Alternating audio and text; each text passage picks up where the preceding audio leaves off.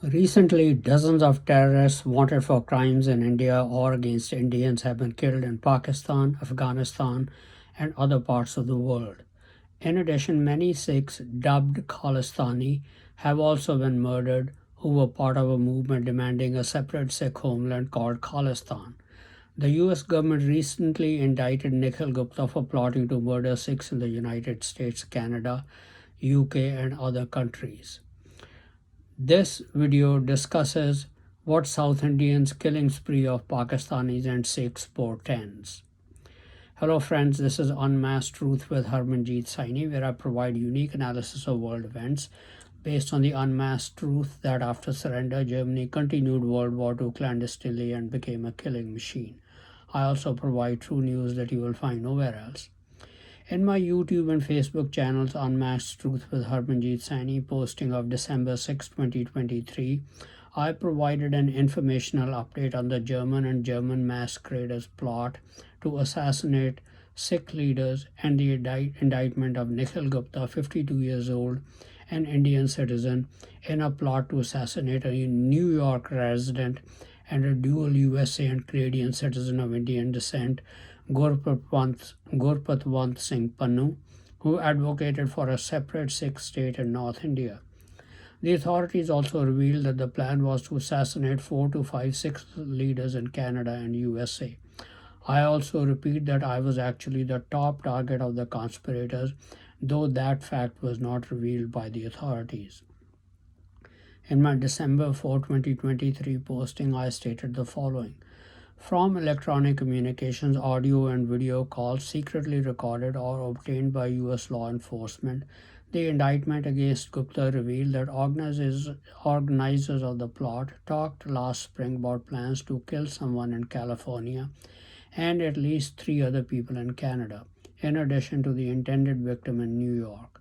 According to prosecutors, the goal was to kill at least 4 people in the two countries by June 29 and then more after that. In a recorded audio call, Gupta said, "We have so many targets, but the good news is this. The good news is this. Now, no need to wait." The U.S. Attorney in Manhattan, Damian Williams, who announced the charges against Gupta, said in court papers that the plot to kill Pannu was directed by an official in the Indian government. That government official was not charged in the indictment or identified by name, but the court filing described him as a senior field officer with responsibilities in security management and intelligence. The U.S. Attorney in Manhattan, Mr. Damian Williams, did not identify who the Indian government official was who directed Nikhil Gupta to kill various Sikh leaders, with me being the top target. He described him as a senior field officer with responsibilities in security management and intelligence. I cannot disclose who their senior field officer is. He is none other than Ajit Doval, India's national security advisor. Let me clarify again. The overall responsibility to assassinate Sikhs is now in the hands of South Indians. I assume they are providing all the funding for the job. They are the information industry and other manufacturing companies multi-billionaires. They select the persons who will carry out the murder activities and will pay them. Now, who is Ajit Doval, India's national security advisor to Narendra Modi's government? He is 78 years old and is known as James Bond of India. He has an interesting background. Son of an Indian Army officer, Doval had his early education in a military school. After college, he joined the Indian Police Service. Because of his performance as an IPS officer in ending religious riots in Kerala state, he was recruited into India's Intelligence Bureau, where he served for 30 years. He played a leading intelligence role in dealing with various restive groups in northeast India. He then had an intelligence role in ending the Sikh monarchy and its merger with India as an Indian state. Then Doval spent 7 years in Pakistan, 1 year as an undercover agent, and then 6 years as an officer in the Indian High Commission or Embassy in Islamabad, gathering intelligence on active militant groups. Doval is then credited with the intelligence that ended Sikh militancy in India. The reality, of course, is that he duped Sikh Chief Minister of Punjab Prakash Singh Badal to carry out the killings of innocent youth with the promise that he would be made the King of Punjab. He was also involved in negotiating with terrorists for the release of passengers taken as hostages in the Air India passenger plane hijacking to Kandahar, Afghanistan. He was made director of the Intelligence Bureau for a few months in 2000 to 2005 and then retired when he reached retirement age.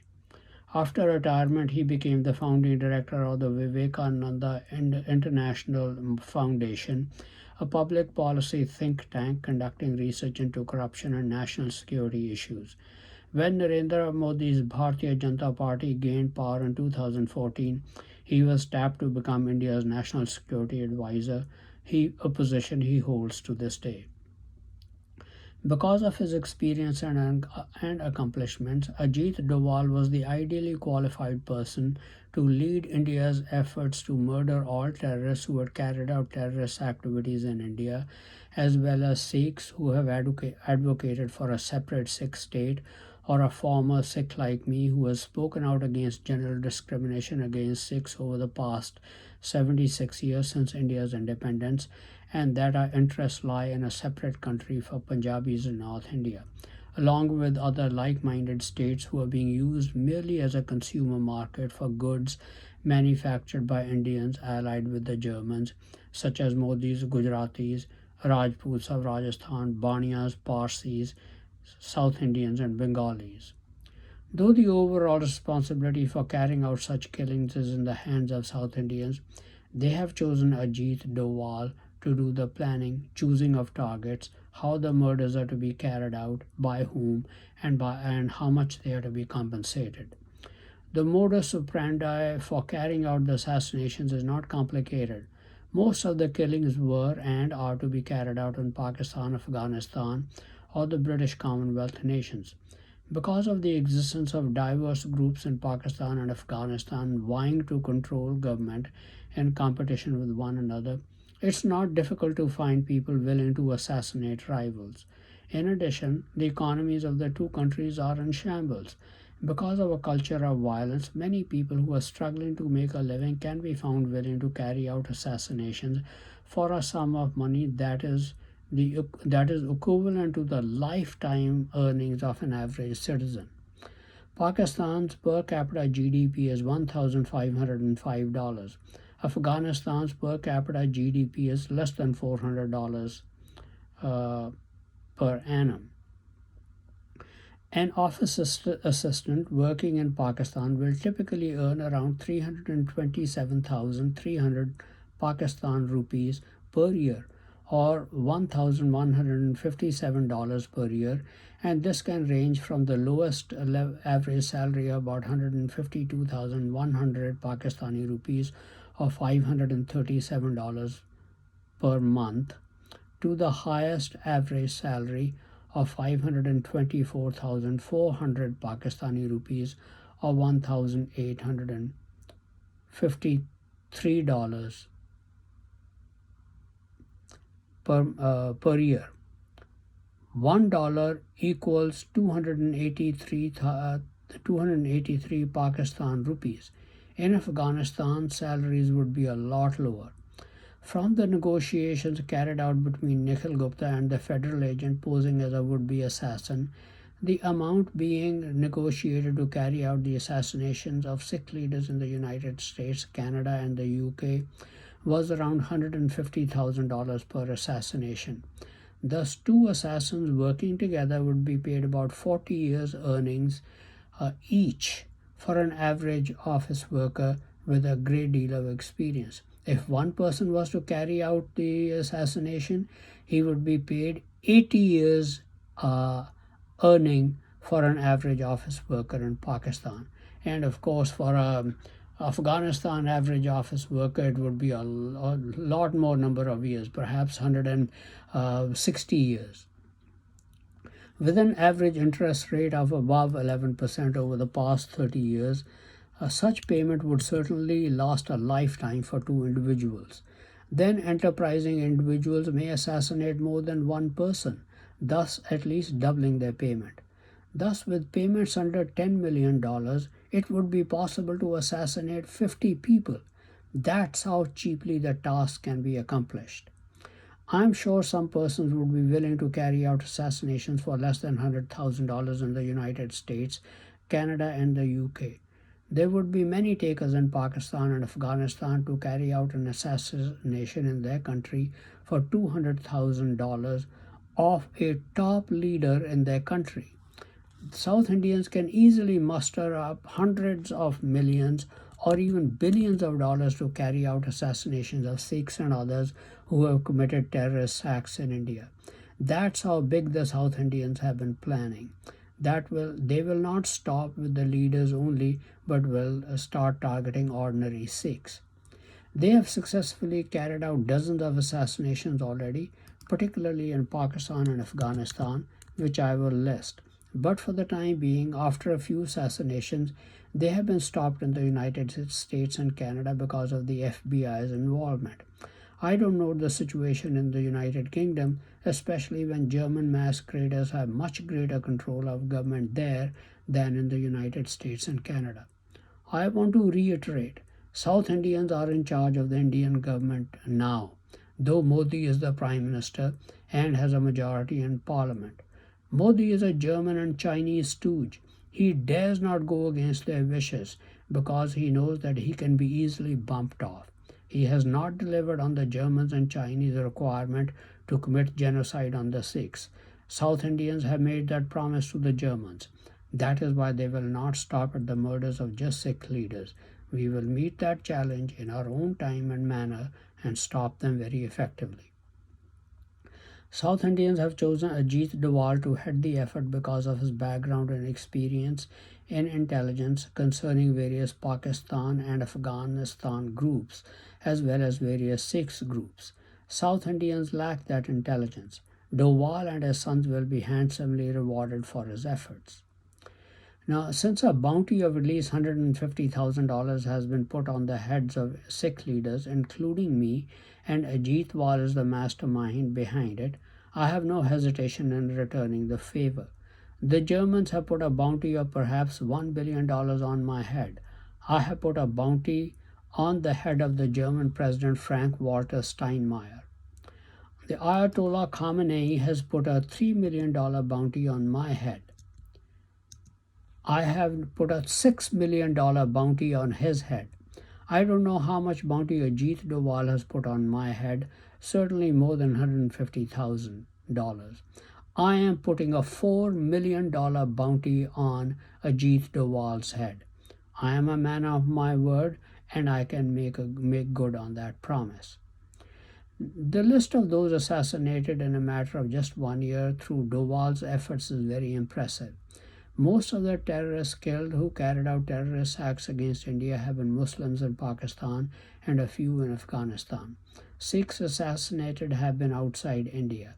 Here is that list. All on the list can be easily verified with a Google search. Now, who carried out the attacks on India? Number 1, Adnan Ahmed, also known as Abu Hanzala, a top Lashkar-e-Taiba or LET commander who masterminded several attacks on security convoys in Jammu and Kashmir in the past decade. Shot on December 3, 2023 and died in a Karachi hospital. Number 2, Khwaja Shaheed, also known as Mian Mujahid, LET commander, one of the masterminds behind the 2018 terrorist attacks on an Indian Army camp in Jammu and Kashmir that killed 6 people. Found severely tortured and beheaded in Neelam Valley of Pakistan-occupied Kashmir in early November 2023. Akram Ghazi, also known as Akram Khan, LET top commander, shot dead in Khyber Pakhtunkhwa, Pakistan, around November 10, 2023. He was the head of the recruitment cell of LET between 2018 and 2020. Number 4, Maulana Rahim Ullah Tariq, Jaish-e-Mohammed or JEM terrorist, shot dead in the Orangi town area of Karachi, Pakistan in November 2023. Dawood Malik, founder of the terror outfit Lashkar-e-Jabbar and a close aide of JEM founder and designated global terrorist Maulana Masood Azhar, who was gunned down in the Mirali area of North Waziristan on October 2023. The unidentified, tortured body of another person was also discovered. Number 5. Mufti Kaiser Farooq, a let terrorist and associate of another much wanted terrorist, Hafiz Saeed, shot dead in Karachi in September 2023. Then 7, 8, and 9. Shahid Latif, 53, mastermind of the 2016 attack on the Indian Air Force base in Pathankot, Punjab, India, and a key aide to GEM Chief Maulana Masood Azhar, who was shot dead on October 11, 2023 in Daska City Mosque in a Daska City Mosque in Sialkot in Punjab, Pakistan. Also killed was his bodyguard Hashim Ali. Another close associate of the thief, Maulana Ahad, was also hit by bullets and later succumbed to his injuries. On Thursday, the police said.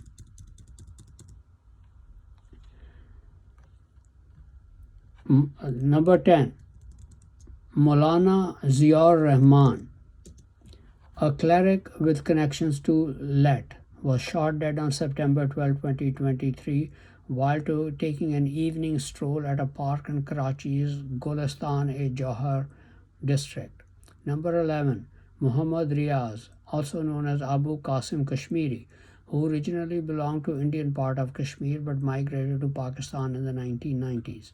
He was associated with the charity Jamaat-ud-Dawa linked to Let, which according to Indian authorities masterminded the 2008 attack on Mumbai in which 166 people were killed.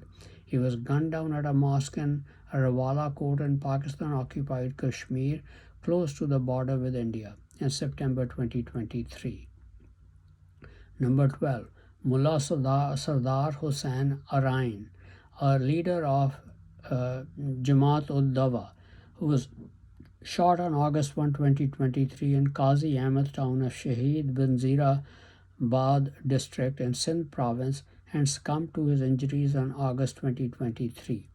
The Sindhu Desh Revolutionary Army claimed responsibility for the attack. Number 13. Khalid Bashir, 42 years old, associated with Jamaat-ud-Dawa of Let, was kidnapped in May 2023 from his Hajweri town residence in Lahore, but no ransom was demanded. 2 days later, his body was found in a canal with torture marks and bullet wounds. Number 14. Syed Noor Shalobar, terrorist commander associated with both Let and GEM, was shot dead in early May 2023 in Bara Khyber district of Khyber Pakhtunkhwa in Pakistan. He recruited for the terror outfits and spread terror in the Kashmir Valley and was alleged to be working closely with the ISI, Pakistani Army's intelligence agency.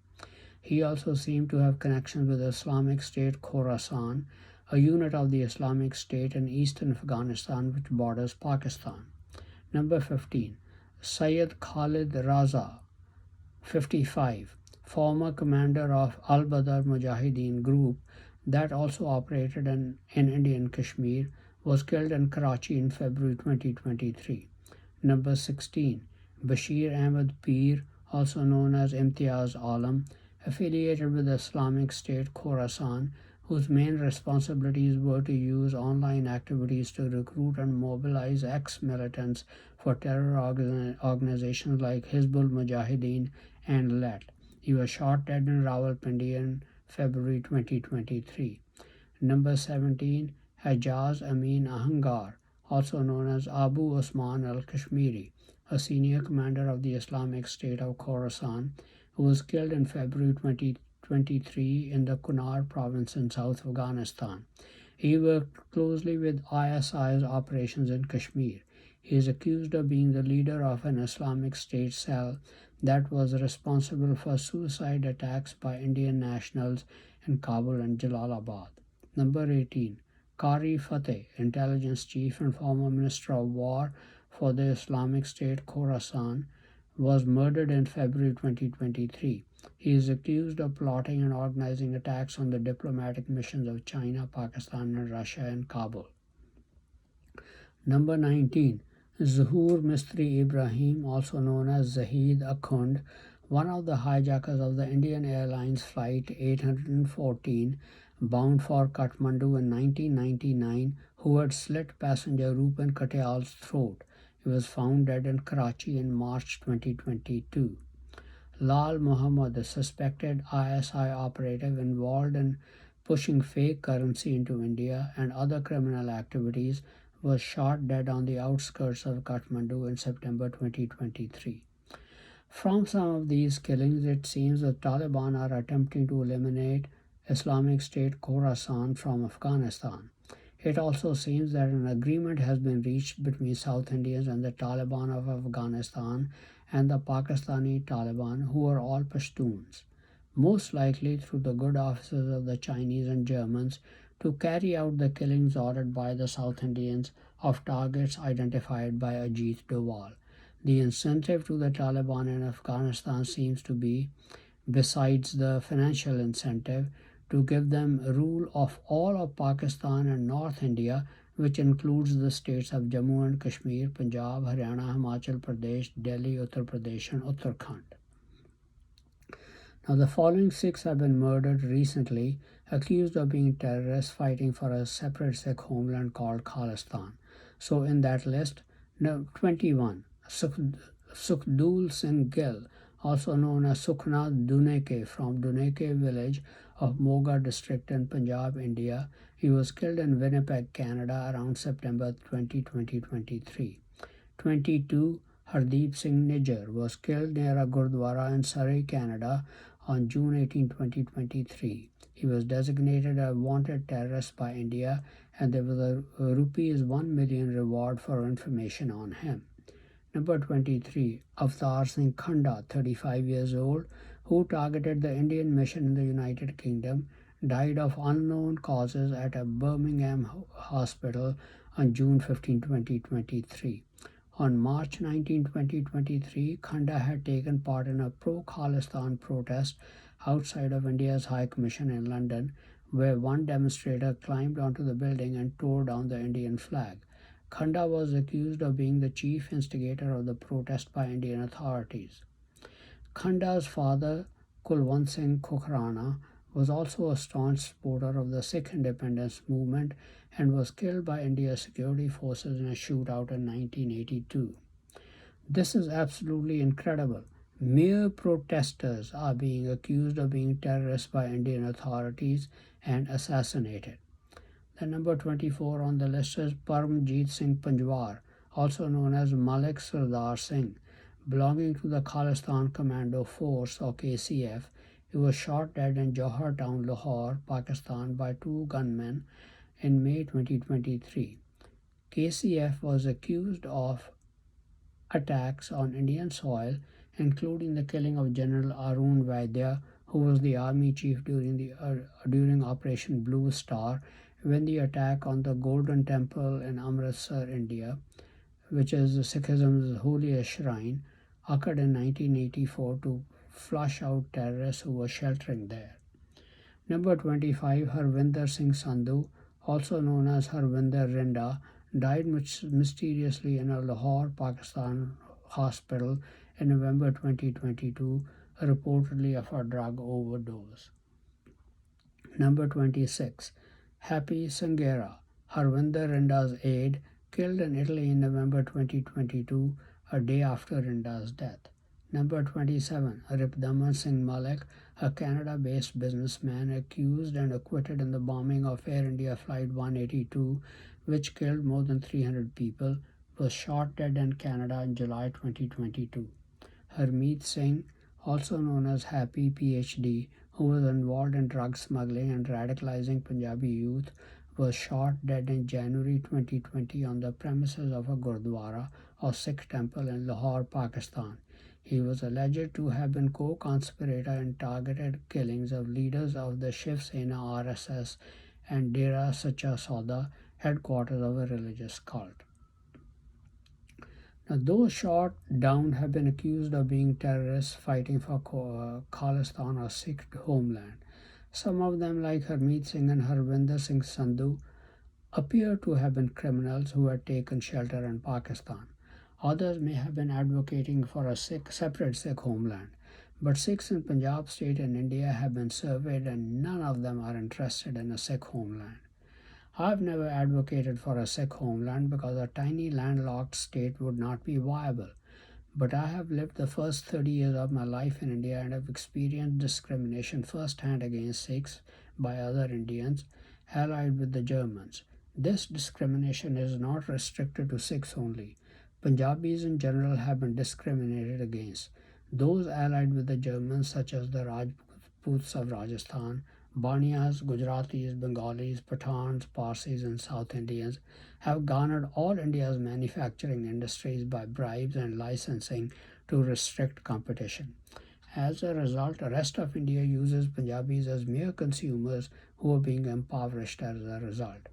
That's why I have advocated North India declaring itself a separate country and pursue its own destiny. That's probably why I'm being clubbed together as a Khalistani separatist and a terrorist for voicing my opinion that we will bring all those to justice who have committed atrocities against Sikhs under the influence of Germans. I have not changed my views. In conclusion, I can say that Narendra Modi was unable to take the decision and order the killing of terrorists and Sikhs on the requirements of the Germans. The South Indians then agreed to take on the task to be financially rewarded by the Germans and to cement their alliance to prosecute the Third World War. As the killings show, they seem to be succeeding beyond their wildest dreams. Thus, the German, Chinese, Indian, and Pashtun who head the governments in Afghanistan and Pakistan, this alliance is ready to start and prosecute the Third World War against the United States, British Commonwealth nations, Israel, and Punjabis of North India. I'm not concerned about the killing of terrorists in Pakistan and Afghanistan. They were engaged in terrorism for no other reason than to be financially rewarded. For many of them, this was the only living they could make. They made life miserable for Indians. In my opinion, they were rightly brought to justice. The situation with Sikhs is different. Some definitely seem to have been criminals and committed terrorist acts because they were probably used by Pakistani authorities with threats. I lose no sleep over the fact that they are dead. Others seem to have been targeted merely for protesting. I too have been targeted for merely shouting out the fact repeatedly that we Sikhs are being discriminated against and impoverished. Some have been killed and attempts have been made to have me assassinated. At the time and in the manner of their choosing, the US and Canadian governments will respond to these killings and ongoing threats to Sikhs. Thank you very much for watching this video. Please continue to watch my videos on important world events, World War III watch, politics, international business, how Bible prophecy is playing an important role in world affairs, advice on health and medical problems, and much more for in-depth and insightful analysis. Please also subscribe to my YouTube and Facebook and Twitter or X platform channels, Unmasked Truth with Harmanjit Saini, to view and get information on the latest videos. At Twitter, my handle is at True News Saini. That is at True News Saini.